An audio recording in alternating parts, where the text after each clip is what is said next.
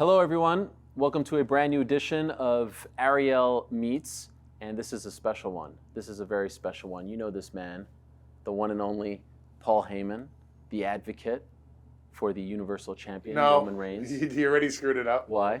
I was the advocate for Brock Lesnar. Oh, no. I am the special counsel for the reigning, defending, undisputed, uncontroverted WWE Universal Heavyweight Champion, Roman Reigns. What's the difference? As an advocate, I'm there to express the thoughts and the accomplishments and the future for Brock Lesnar, and that was a job that was specifically tailored for my responsibilities to Brock Lesnar. And as special counsel to Roman Reigns, I'm far less of a spokesman. I'm there more for strategy, to be the displayer, if that's the proper terminology, of the Universal Championship. Far less of a spokesman, which is what an advocate would be, and far more of a counsel. Okay. Well, thank you for clearing that up. I actually did that on purpose so that you could give us that great answer. Of course, we're here in New York City because Survivor Series is this Sunday at the Barclays Center in Brooklyn. It's going to be a great card, headlined, of course. How do you know that? Because in advance. Yes, I've always been told judge a card by what's on the paper, not after the fact. I like to judge cards beforehand. So beforehand, yes, yes. It's a great show. Yes. So that's not a prediction. It's a spoiler. It's a spoiler. BG Sport Box Office, by the way, is where you can watch this. It is great to see you in person. You've actually said a lot about me over the last few months. It's a different tone when you're face to face with Helwani. Hey, being honest. Yes, it's great to see you. Make your questions intelligent. Yeah. Okay? Because so far you're not doing well. No, I'm trying to put you over. It's a difficult task, I understand. You look great, by the way, though. Well, you need new glasses, but thank you. You said to me off camera, I asked you, are you happy these days? And you actually said, never been happier. Right. Why? Truly on top, in an environment that is specifically, especially now, catered more towards young performers, working with someone, namely Roman Reigns, that I have infinite respect and admiration for, that I not only am blessed to be able to teach/counsel, but that I learn from as a performer every single time I work with him. I am very comfortable with the level of input that we have. I'm very comfortable with the freedom that we have as performers to elevate the product, to upgrade it from where it has been and where it is now.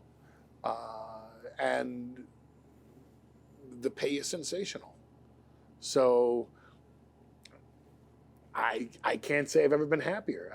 I've never been as blessed in this industry, or any industry for that matter, or in life. And my children are healthy and happy. So I mean, it's, if you wake up in the morning and your children are healthy, 90% of the mindset of is it a good day is already solved. So my children are healthy, they're happy, and I'm creatively happy and relatively healthy. And I work with people that I truly admire and enjoy working with. So all these things are great. I'm wondering if in addition to that, the stress is at its least. Because you are just a performer now, right? You're just talent. Just talent. You don't have to worry about anything else. Well, I hate to say just talent. I'm talent. Of course. I mean, you are the star of the show. It's all in the mindset of how you look at it. But you're not working as an executive. You're not a creative. Correct. You're just worrying about your stuff. Well, yes and no. I'm only accountable for my stuff. Okay. Do I speak to other people about their stuff? Yeah. I'm still the wise man. I'm still the OG in the locker room that has a lot to do with it. I don't stress out about it anymore, and I did for a long time. But there were things on the line at those times that would create a pivot in the navigation, in the trajectory of my career and the career of the people that I was working with. And those are stressful conversations or stressful decisions to be involved in, because if they don't go your way, there's a lot of time and effort to make up for. And if they do go your way, it can be game changing. So those can be stressful times. But now, and I feel a lot of this has to do with tenure and just survival, and the placement of Roman Reigns. The decision to make Roman Reigns the THEE, the megastar of WWE, eliminates a lot of the stressful conversations here. We now are in the business of what's best for Roman Reigns is best for WWE. So it's a lot less stress. Don't be humble when you answer this. Is Roman Reigns the man? Is he the guy? Is he the draw that you are saying he is? And you are right in saying that without you. If they didn't pair you guys up a little over a year ago, does he reach this point? All humility aside, I think the pairing is as important behind the scenes as it is in front of the camera. Because we inspire each other and we motivate each other. And we do have a very common goal in the absolute best presentation that connects with an audience, that creates this interactive environment that is not, no one's able to duplicate.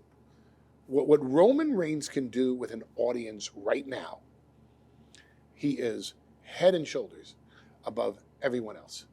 And he can do it during the match, before the match, after the match, and it's not a short-term thing. It's building. It's escalating from there.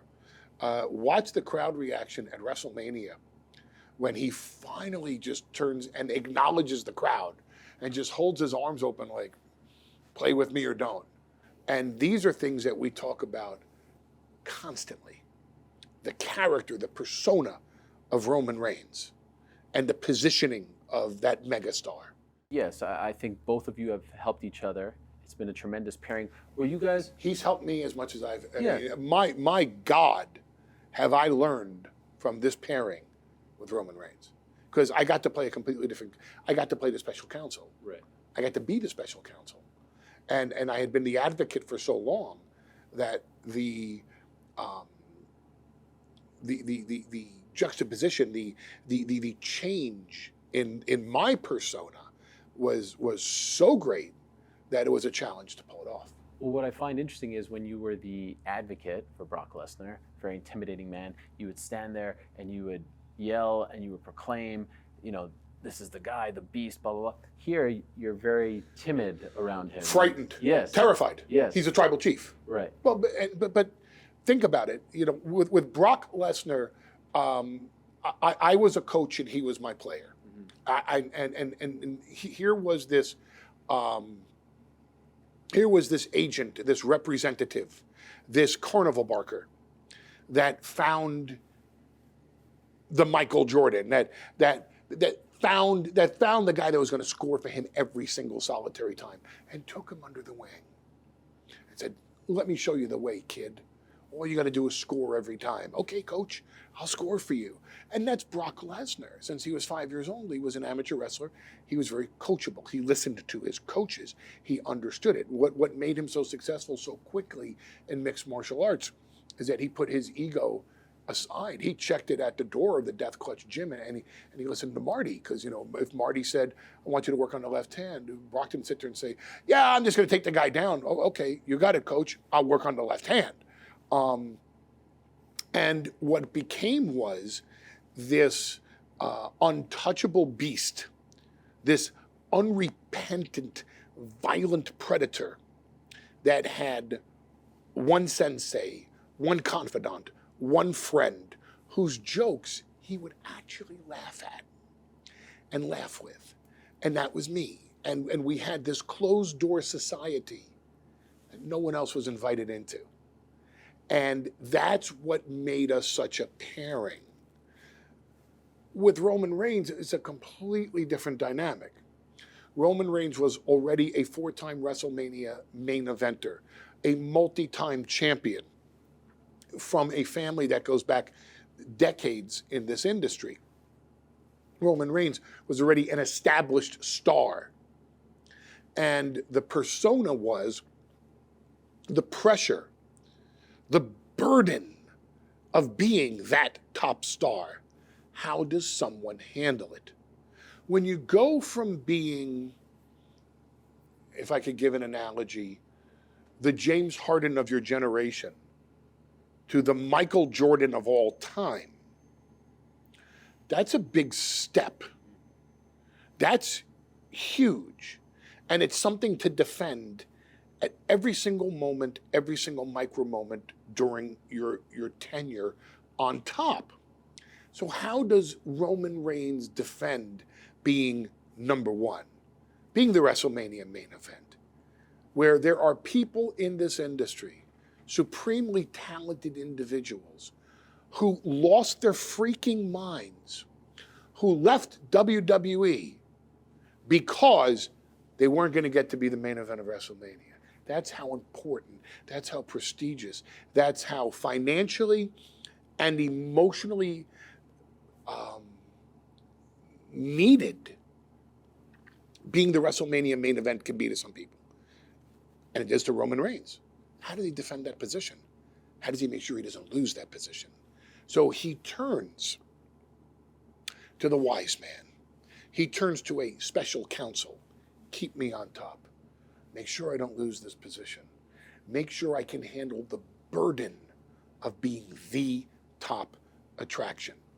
But he's a tribal chief, which means, to me, if you want to understand the Roman Reigns persona, he's Brando in Apocalypse Now. It's the island of relevancy. And you're only welcome on it as long as you can contribute to his relevancy.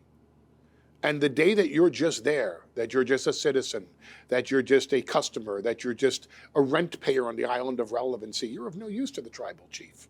Throw him out into the ocean of obscurity, who's next in line? So this wise man, this special counsel, is terrified of Roman Reigns, frightened of him at every moment. Because I know that I'm one misstep away at any moment from him Superman punching me, locking in the guillotine, and leaving me for dead in the middle of the ring. It can happen like that. Wouldn't happen with Brock. Brock Lesnar loves nothing and nobody except success and violence and Heyman. That's not Roman Reigns' feeling. Roman Reigns is a constant tap dance and an audition to be invited back the next moment to stay on the island of relevancy, or you're out of that circle. Recently, you had to go against Brock, right? And you had to be on the other side. What was that like for you? Was that weird? I mean, it was great stuff. It was great theater, and the story was tremendous, but it had to have been a little weird, no? No, quality television. If Gable Steveson said to you right now, want to get on the mat with me for a couple seconds? You're only going to be on the mat with him for a couple of seconds. But you're on the mat with an Olympic gold medal winner, you know? Oh my God, what's that like, you know? If Tom Hardy or Daniel Craig or Idris Elba or Meryl Streep said to you, would you like to do a scene with me in a movie? Would you say no? Or would you sit there and go, oh my God, look who I get to play with. I mean, look what I'm going to take away from this. If for nothing else, I'm just involved with this level of greatness. I get to stand in a scene with Roman Reigns. Put that off to the side. I get to stand in a scene with Brock Lesnar. Put that off to the side. Either one is life-affirming. Because if you don't belong in that company, you won't be put in a scene with either one of them, let alone both. True or false? Wrestling, sports entertainment, hasn't been this interesting, this fun in about 20 or so years. For me, no. For me, true, yes. True. Agreed, true. I would say most people would say true. Confirmed. Yeah. Yes. I would say the audience would agree. Okay. Right?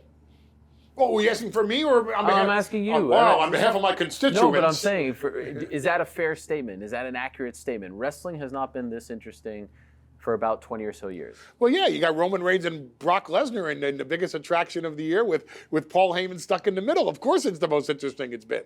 One could only hope. Of course, that's what you were referring to, sir. Yes? Yeah, well, it's part of the equation, right? Okay. When you have a big star leading the way, when you have a pairing like yours leading the way, it's interesting. But as you know, yeah. we love competition in pro wrestling, Who's right? we? The audience, the fans, the media. I would imagine, dare I say, the performers as well. Sure. Competition, rising tide, lifts all boats, right? Yes. It's no fun when you're competing against no one, right? I don't know. Well, I don't know if it's not. I don't know if there's a lack of fun when you're competing against no one, but it's certainly a lot more interesting and more water cooler talk when there's competition. You get out of bed, you look over, it gives you a little pep in your step. It's probably so. The reason I asked that is, well, first I wanted to know if you agreed. You do. I do. Why do you think that is? Why do I think it's interesting? Why is it more interesting? Because there's more discussion to have. There's more debates. There's more differing opinions that people, you see this here. I don't like that at all. You don't like that? I don't like what they do. Oh, really? Oh, but I love it. Okay, well, God bless you. But I like this. I don't like that. So the conversations now between fans and amongst fans is far more vibrant because there are different cultures now that are colliding. Do you watch the competition? I watch all the competition. I watch things that most people wouldn't even consider competition. If Buenos Aires Championship Wrestling had a pay-per-view on, probably on a Thursday night at 3 a.m., which, by the way, wasn't a bad time slot for ECW many years ago. I don't know if I'd sit and watch the entire show, but I certainly would study it enough to gain knowledge of what's working, why is it working, and what resonates with the audience enough that there's a connection that can turn into either box office for us or just fascinating watch it be box office for them. Part of what I do is to understand the marketplace. And if you're not watching all the offerings that are out there, including and especially the ones that no one else is seeing yet, then you're ignorant to the true marketplace and what's potentially going to come up in the next 5 to 10 years, let alone 5 to 10 months, maybe 5 to 10 weeks or 5 to 10 days, is something that all of a sudden becomes relevant. So if someone's sitting there and they say, hey, Roman, did you see this guy on Buenos Aires Championship Wrestling? And he was talking about how much he hates Venezuela. And then the guy from Venezuela brought in his wife from Costa Rica. And then these Brazilians came in with the jiu-jitsu. And he looks at me and he says, what'd you think about that? Oh, what good am I to him? But if I sit there and I say, yeah, well, you know what? Here's what they did right, and here's what they did wrong. And I didn't like the music that they used, but the camera angles were interesting because the way that they did it was very cultural. And they sit there and they go, whoa, okay, he's the wise man. He knows the marketplace. He stays ahead of the curve. He knows what's coming up. He knows what's going to be good. He knows what could be bad. He knows the mistakes that they're making. He knows what we can adapt into our own act. I understand what's going on. Otherwise, I'm ill-informed, and someone else should be in this role. When I first met you around 2010, you were close with Scott Coker, formerly of Strikeforce, now of Bellator. Strikeforce had something special back then. Yes, it did. They were kind of the little engine that could. Yes. Their fans were very loyal, especially in the Bay Area. And they had the best shows in mixed martial arts. At the time? Absolutely. The shows at the HP Pavilion in San Jose, by Strikeforce. They were great. Were better than anything that UFC was presenting at the time. Strong statement, but they were doing very well, especially here in America on Showtime. They had a crowd that was very loyal. Other promotions right now in MMA who are going after the UFC or trying to be competition don't have that loyalty, right? There is no one who's a tried and true Bellator fan and they just want to eat up everything Bellator. Yeah, they check it out, but that's it. Right, there's no tribalism in the fandom. There is tribalism when it comes to AEW, right? There is, yes. Those fans remind me a lot of Strikeforce times 10. They are a lot more loyal to AEW than the Strikeforce fans were, but it reminds me of that if I'm trying to make the analogy to mixed martial arts. It's funny that you say that because so many people would say it's the modern day version of what ECW was doing. Absolutely. But to compare it to Strikeforce or to Pride in Japan, right. is Where they wanted to will, the fans wanted to will them to the top into existence to be the best, right? Absolutely. How do you feel about what they're doing right now? Do you watch them? They the fans or No. or they AEW the promotion? Yeah, the latter. AEW the promotion. Yeah. How do I feel that they're doing? Do you think they're doing a good job? Are they being a viable number two? They're viable. They are a viable entity, and God bless them for being there. Do you like the product? It's not. I'm not the audience. So it doesn't. My personal opinion on their product. If I were to sit here and go, my God, they're great. Who cares what I think? I care. I mean, you're one of the. But that's just a personal opinion. Right. But you are one of the brightest minds in the They're history. not geared towards me. Right. And if I sat there and went, oh my God, they suck. They're horrible. I don't think they should care about that either. It's like when Dana White gave his opinion of WWE and it wasn't flattering, and I was asked about it. My answer was, and who gives a? I don't think AEW should give a what I think about them. They should care what the fans think, what their audience and what their potential audience thinks about them. Here's who we have. We need to super serve them. We need to make them continue to be loyal to us. And we need to expand that base. We need to take that person and lure them in. We need to find people who love WWE and lure them to our tribe. And we need to find people who have never seen sports entertainment / pro wrestling, combat sports, etc., and lure them onto our show for whatever reason we can justify them coming to pay to see our product. That should be their mission. What Paul Heyman thinks of them should be of no concern to them. But you made the analogy to ECW. When you watch what's going on, does it remind you of the 90s when you were in charge of ECW? Yes and no. Yes, because of the us versus them mentality. And it's a great marketing device. It works. It works. It works in sports entertainment. And my God, does it work in politics? Big time. Look at where the world is today. Do I see the comparisons between the two promotions, the two businesses? I don't think we could be further apart in who ECW was than who AEW is, which is no knock towards them. It's probably almost over complimentary towards them. But we're two totally different entities in terms of ECW and AEW. The similarities are the us versus them tribalism that is a conscious marketing tool, and one that is in some ways very heartfelt and works on a big level. Going back to the previous sort of analogy, a couple weekends ago, Fridays ago, I'm sitting there and I got the two screens going. And this is freaking great. It felt like, Nirvana for a wrestling fan, right? You guys are going head to head. You're involved in the final segment, the contract signing. Then you got Becky coming on. Punk is going on there. I mean, this is tremendous stuff. That doesn't raise everyone's game. There's no second, a couple weekends ago at MSG, Dana White is watching the Canelo fight at the same time that Rose Namajunas is in the cage, right? Mm-hmm. Feels like everyone's game gets lifted when there's competition, right? Is that felt backstage, or is it just another day at the office? It can't be just another day at the office, right? Neither.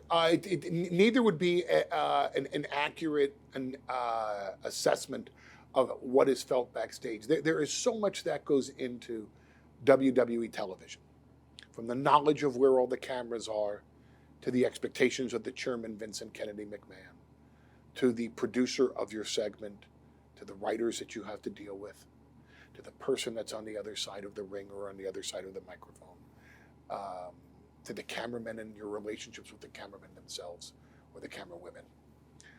There's so much that goes into a television day. WWE operates in that we go live at 8 o'clock Eastern time. You're shooting stuff either live, and if we dare pre-tape it, if we dare pre-tape something, pre-tapes don't really start until 5 or 6 o'clock at night. So Eastern time. So you're shooting something at 6:45 that's going to air at 8:15. Edited, footage spliced in, announcers voicing it over. We're sitting here, it's like, okay, and this is what's going to happen, and don't miss it, this Sunday, live on pay-per-view. Thank you. Okay, when does that air? 17 minutes from now. 17 minutes from now, edited with all the other stuff, with the music and everything. That's how we do things around here. We go like this. We're not really sitting there spending time going, so, if someone's watching on 2 television sets, what do you think's going on the other channel while this pre-tape airs? And usually we're doing stuff live. And there's a whole different pressure to doing network television when you're live, because your screw-ups are going to air. A stammer or a stutter is going to air. If I have to count to 5 and I go 1, 2, 3, 4, oh my God, look at that. I screwed up a count to 5. How stupid am I? You know? And that's on TV. That's live. It's Broadway. It's Broadway broadcast to the entire world. We're not really worrying about what the other guy's doing. That's the trap. That's the trap. Now you're counter-programming. We're worrying about our own programming. Plus, we're the guys to catch. We're the brand. You got to come to us. You got to beat us. You got to take from us. You got to cut into our market share. We're not looking to cut into anybody else's market share. We're looking to defend our own. So we're not really worried as talent what the other guy's doing. Do we watch? Sure we do. Should we? Absolutely. And not just that guy. All guys. All guys. I want to know what they're doing in lacrosse. Because if lacrosse is resonating and getting sponsorships and getting license fees and doing well with merchandise, I want to know why. I want to know what's popular about lacrosse. I want to know what resonates about lacrosse. I want to know what inspires people to watch lacrosse. Because if lacrosse is hitting, there's something about it that I can take from it to make our show better, more marketable, worth more money tomorrow, drive the stock up so that we're all enriched by it. So then let me ask you this. What about Raw versus SmackDown? Is there a rivalry there? There's no rivalry. SmackDown has beaten the living out of Raw. Raw is clearly the B show. There is no more competition. We won. Is that a feeling? Is that a sentiment? It is to me. Why? Because Roman Reigns is on SmackDown. Does it have anything to do with the fact that you used to work on Raw? I have no bitterness towards Raw.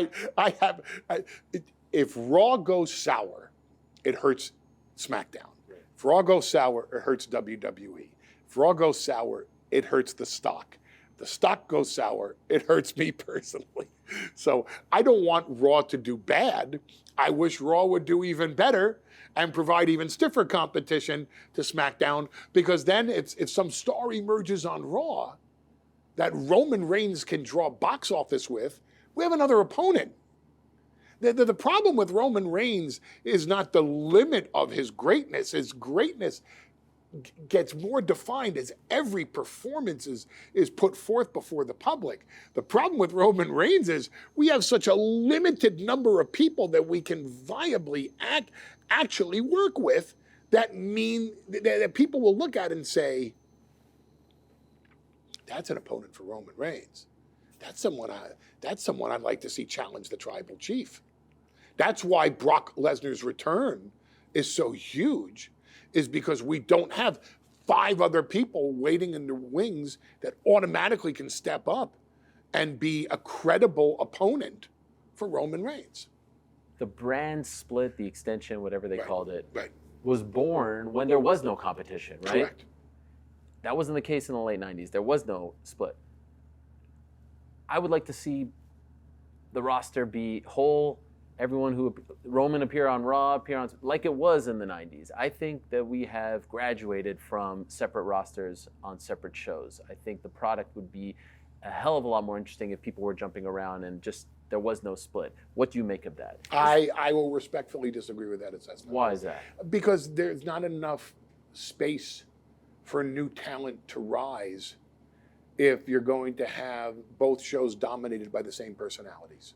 There's more wrestling on television now than ever before, and people, Kurt Angle and John Cena and that, like people emerged when there was less. So why can't that happen again? Because again, it's a matter of the amount of time it takes for a talent to resonate and to hit with an audience, and how much you have to define that persona and learn about who this person is and why I should care about them and why I should pay to see them. And if you have both television shows dominated by Roman Reigns and the Usos, the Bloodline, Paul Heyman, Brock Lesnar, Randy Orton, Big E, Becky Lynch, Charlotte, Sasha Banks, Bianca Belair, we now have both shows booked. Okay, so when do the young stars emerge? How do you get Humberto Carrillo in a decent spot? How do you get Angel Garza in a decent spot? Where does Hit Row make their debut, and against whom, and for how long? And how long will they have to rise to the top? You need these separate and distinct entities so that there is 3 hours to fill on a Monday, so that there's 2 hours to fill on a Friday. And if Roman Reigns just dominates both shows, then you have to keep the storylines cohesive. So whomever Roman is working with on Raw, he has to work, the story continues on SmackDown. Top spot is locked up.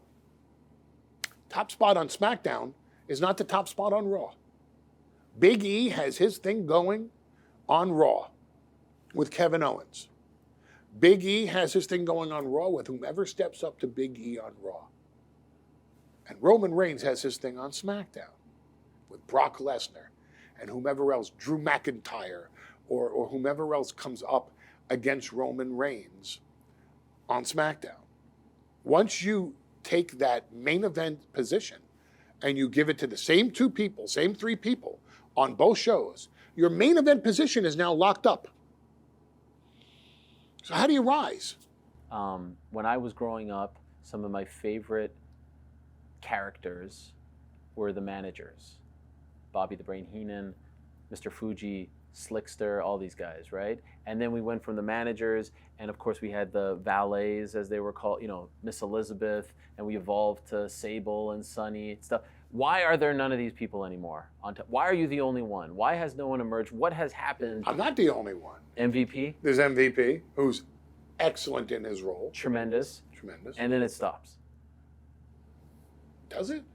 I mean, there's very few. My question is, what has happened to this role in wrestling, and why are you one of the last of the Mohicans?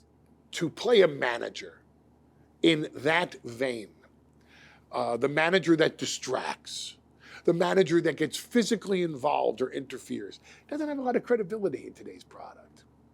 The sports entertainment presentation in 2021, and let's not even think about 2021 because it's over. 2022, 2023, 2024 becomes more and more, needs to become more and more credible. And that's the path that the audience is taking us down. That's the demand of the audience to make it a credible product. Legitimacy, a portrayal of an athletic competition that the audience can sit there and say, "Whew, they had me going."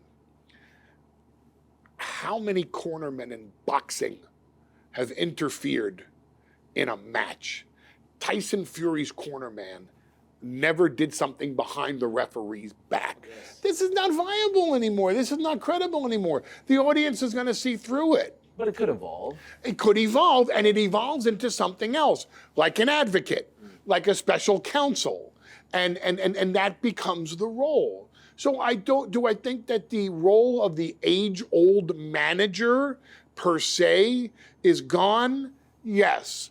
Do I think it could be something contemporary and new and modern and interesting and box office? I certainly hope so. I've been trying to redefine the role since 1991, from the CEO to the Dangerous Alliance to, in 2002, Brock Lesnar's agent, to when I came back, changed the name to Advocate, and then last year changing the role from Advocate to Special Counsel. I think what MVP does with Bobby Lashley is box office. They're great together. They're wonderful together. And I think MVP adds exponentially to Bobby Lashley's presentation. And I think that there are others that can offer the same if positioned right, if put in the right role, and if presented in a credible fashion. You were recently featured, and dare I say, did some of your best work on a program called Talking Smack. Yeah, I think it's the best work I've ever done in my career. Best work of your career? Yes. That's a strong statement, considering the stuff that you're doing on SmackDown with Roman Reigns, the stuff you did with Brock Lesnar. Why are you no longer on that program? We were going, well, the show was taped immediately after SmackDown. Right. On Fridays, when we had a virtual audience. And as we were heading back in front of live crowds, there was no way to put me in that position after the show. Well, number one, because we do what's called a dark match, which is a match that does not air on television, but is exclusive for the live audience that's there in that arena on that night. So, you advertise a dark match main event to, number one, sell tickets to the live broadcast, and number two, because it's something exclusive for that venue that the rest of the world doesn't get to see, except if someone posts clips on YouTube, etc. Because everything is global, once it happens in this universe, multiverse, metaverse. So, because Roman Reigns and the Bloodline are usually in the dark match main event, I can't get over to the table. Okay. So that's number one. Number two, even if I could get over to the table, if they weren't in the dark match main event, we're not shooting it anymore right after the show because we're still live. Even though we're not on television, there's still a live show going on. So I wasn't going to be available to do the show right after SmackDown anymore. And much like everything else in this company, most of the culture is dictated by the chairman of the board, Vince and Kennedy McMahon. And Vince and Kennedy McMahon's mindset is always rip the Band-Aid off. Well, when do we have to do this? Well, Vince, it's going to be a slow process, and I think we're gonna get the glasses off of Helwani, and he's going to get LASIK surgery, and he'll probably want to do this around February. February, because glasses will be in, it'll match his winter coats. Wait a minute. Helwani's going to take off his glasses? Yes. And do LASIK surgery, not wear glasses anymore? Yes. Thursday? Thursday?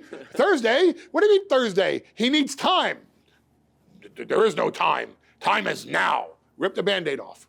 If you know you're going to do it, if you know that those glasses are coming off, if you know you're not going to wear glasses on the air anymore as of February, the culture here is do it yesterday. So the moment someone realized, oh, wait a minute, if we're going to do live crowds again, and Roman's always going to be in the dark match main event, and we're going to need Heyman for that, and so we can't do the show there, has to be in a studio. Well, Heyman can't be in the studio in the arena. We only got about 3 or 4 more weeks of Heyman here on Talking Smack before we have to do something different. Get rid of him now. Well, wait a minute. We still have 3 or 4 more weeks to decide. Get rid of him now. That's a decision. Are you getting rid of him in 3 or 4 weeks? Yes, Vince, we are. Get rid of him now. Get him off the air now. Start replacing him now. Because we have to do it anyway. Of all the talent that has gone over the last few months that has left the company, is there one that you were like, that one, we should have zagged. I had higher hopes. I'm upset to see them go. I'm sad to see them go. Is there one that you wish? Oh, there's a lot of. And it's not limited to the past few weeks. It's limited to months, and years. Last but there's been a stretch now of some really big names that have left the company, right? There's 2 ways. There are 2 ways to look at that. And one way to look at it is, all the time we invested in that person, I don't necessarily need the time. You I mean just the like- potential? yeah. Yeah, but you know what? It creates an opportunity for someone else to step up and grab it. Right. You know, the whole thing, the whole WWE mentality of grab the brass ring. You know, there is a lot to say about seizing the moment. There's a lot to say about grabbing that opportunity when it's there. And some people need to create their own opportunity. And some people need to just realize when someone leaves, there is a position that's open. Now, usually someone who is 6th on the card is going to be bumped up to 7th on the card because they paid their dues. They worked their way up the ladder. But as 6 goes to 7, then 5 goes to 6, and 4 goes to 5, and 3 goes to 4, and 2 goes to 3, and 1 goes to 2, and there you go. Entry-level position is now open for someone to come in and steal the whole show and do something different and make themselves notice and be better than everybody else on the roster and talk better and perform better and flip and flop and interact with the crowd better than anybody else. Every single time someone is out the door, it enables someone else to come in the door, kick open the door, or at least walk in and say, hey, that guy's gone. Screw him. Give it to me. If I was a young guy in this industry, I wouldn't even wait for the entry-level positions. I'd come in pitching for the top. Put me in there. You know what? Don't fill the 7th match on the card with somebody with tenure. Put a new guy in there. Put me in there. See if I sink or swim. If I sink, get rid of me. I'll just be another guy out the door, and this one that doesn't have the emotional attachment with the audience that the other guy who just left has had, or that you just fired has had for years. I'll be a new guy that's been shown the door. Who cares about the new guy? But if I hit, if I score, if I connect, if I interact, if I draw money, if I sell T-shirts, if I'm box office, look what you got.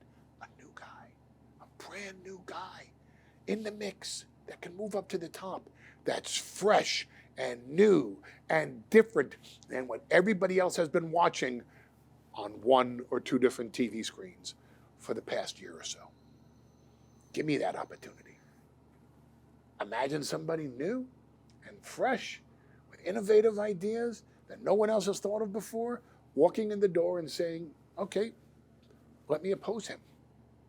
Let me bring a different perspective. Let me bring a different viewpoint. Let the audience look at me and go, wow, these guys are together, but this guy's a disruptor. Look at Mustafa Ali. Mustafa Ali is one of the foremost talents in WWE. Why? Because he constantly pushes against boundaries. He is going to be a sensation. One day or the next, he's going to be. Why? Because he's not held to convention. He's not held to what's been done already. He looks and he says, this is what I can do in the next 36 months. And nobody else is doing it. We need more people like that. We need more people like what we have in NXT, of young talent that's just sitting there saying, I'll do it better than what everybody else is doing. Glad these guys are doing so well. Put me in there. I'll change the game. I'll disrupt the industry. Last one, I promise. The biggest match I think that could be made right now, and it's the elephant in the room. It's 25 years. It's Mr. Dwayne Johnson versus your guy, Roman Reigns, right? WrestleMania, there's nothing bigger. The storyline writes itself. The tribal chief, the head of the table, against his Uso, right? What are the chances we get that in April? Give us a spoiler. This coming April? This coming Not April. a chance. Why? Number one, I would want to spend a lot more time on that storyline instead of bum rushing it. This is a 5-month build. No? It's not enough. December, so you got January, February, March, April, 4. Not enough. Oh, come on! For something that enormous, number one, I'd want more time in it. Number one. Number two, I think already Dwayne's schedule for next year is in place, and he's not available. And even if he was, I don't think it would be bigger box office at the moment than if you look at a trajectory right now, isn't it Brock Lesnar versus Roman Reigns? We just saw it. And and did it end the storyline, or did it only make it more compelling, more intriguing? Or Big E, versus somebody. I don't know. Or Drew McIntyre. I could certainly make the case for Roman Reigns versus Drew McIntyre as well. Is there a time and a place for Roman Reigns versus Dwayne "The Rock" Johnson? Absolutely. Is Hollywood the place to do it? Seems like a natural place for The Rock to main event his final main event of WrestleMania. But I don't think this coming April is the place for Roman Reigns versus Dwayne Johnson. Ladies and gentlemen, you've just been worked by Paul Heyman. Really? On Monday, we're going to play this clip when he comes back and he gives Roman "The Rock" you know what? on Sunday. I can give you an absolute spoiler. Yeah. Here's your BT exclusive. Here it is. Guaranteed. Throw me off the roof of this penthouse if I'm embellishing, exaggerating, or if I'm 1% wrong in this. It will not happen on a Monday. I know. I said on a Sunday at the pay-per-view, and then on Monday we can. It ain't gonna happen on Monday. No, I'm saying the next day we could play this clip because it's going to happen Sunday at the Barclays Center. At the Barclays Center? Yes. If you're tuning on BT Sport Box Office. If you're tuning in to see Dwayne Johnson versus Roman Reigns this Sunday at Survivor Series, someone has sold you on the wrong pay-per-view I want to believe channel. it. I want to believe it. That's the beauty of being a fan, right? The Universal Heavyweight Champion Roman Reigns, the Tribal Chief, and as of this taping, the King Roman Reigns, the Tribal King Roman Reigns, yes. versus the WWE Heavyweight Champion, man that paid his dues, breaking out of the New Day, all on his own, to rise to the top of World Wrestling Entertainment, Big E. To me, that's box office. I'm happy with it. Don't need Dwayne Johnson That's for a great this one. promo. And you got the People's Main Event, Becky Lynch versus Charlotte Flair. Another very intriguing, very interesting matchup. No predictions, no spoilers. Just bad blood. Doesn't that make for great box office? Yes, Doesn't that make for great storytelling? Right. Doesn't that make for intrigue? And that's what so much of this industry is built on, intrigue. And it answers every question. Who are these two people? Why are they fighting? Why should I care enough to pay to see it? We know all those answers. And those are the tent poles to create box office. Paul, an honor. Your people are saying you've had enough of me. Well, Taken enough. they should have told you that before we ever started this interview. Paul Heyman, Survivor Series this Sunday. BT Sport Box Office, Barclays Center, Roman Reigns, Big E. One will fall. One will rise to the occasion. And there's We'll no find shame out. on Big E for falling. Right. No shame at all. Because he's Roman Reigns. He's the one. See you in synagogue. Thank you.